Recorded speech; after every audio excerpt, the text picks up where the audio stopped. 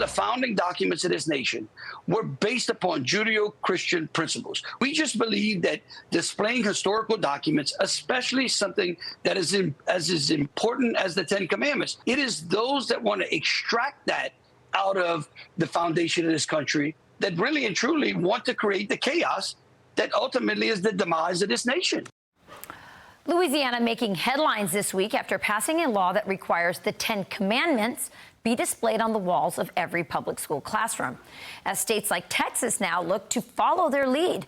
Our next guest says the whole guideline shouldn't be just hung on the wall. They should be taught. Senior editor at the Federalist, John Daniel Davidson, also the author of Pagan America, a book I cannot put down, joins us now to discuss. John, you say posting the Ten Commandments is not enough.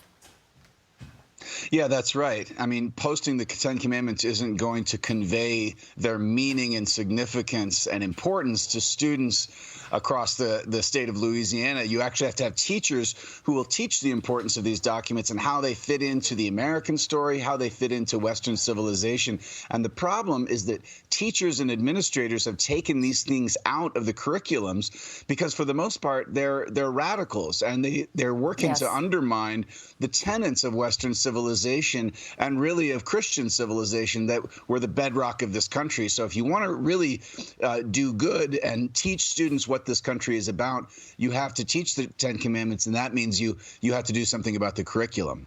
Yeah, I want to play you this clip from The View, because the ladies from The View are very upset that how dare we put the Ten Commandments in school, and they're actually saying it's dangerous.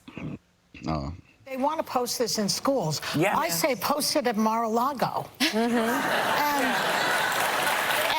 put a picture of Stormy Daniels right next to it. If you want your child to have a religious education, send them to a religious school. Yeah. There's nothing stopping you. Get out of my pocket, get out of my body, and get out of my school. So, John, if you had the misfortune of being a guest on The View, how would you respond to the ladies? Yeah, it's not her pocket and it's not her school. And this isn't about Trump either. They make everything about Trump. Yes. This is the state of Louisiana. The governor and the legislature there decided to do this. Obviously, they're trying to provoke a Supreme Court contest so they can overturn a previous decision that said you can't have the Ten Commandments in school. And that's a good project so far as it goes. But, you know, again, this isn't about Trump. This isn't really even about displaying anything. This really should be about getting back to the foundation of what America is about. America was founded as a Christian country on Christian principles. And by the way, this isn't even just about Christianity. The Ten Commandments is recognized by multiple religions. So no matter what the ladies at The View say, it's not about Trump. It's not about Christian nationalism or, you know, white supremacy or anything like this. This is basic stuff. There was a time in this country where every school student could recite the Ten Commandments and tell you why they were important.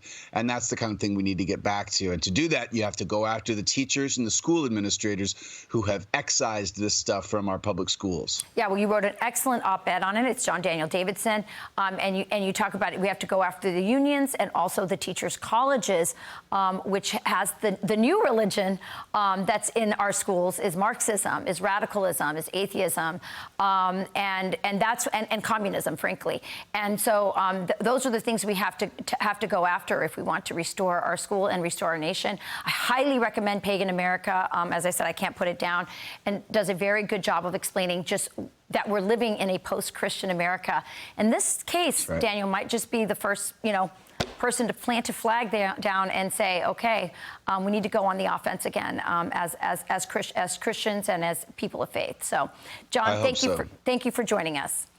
I'm Steve Doocy. I'm Brian Kilmeade. And I'm Ainsley Earhart. And click here to subscribe to the Fox News YouTube page to catch our hottest interviews and most compelling analysis.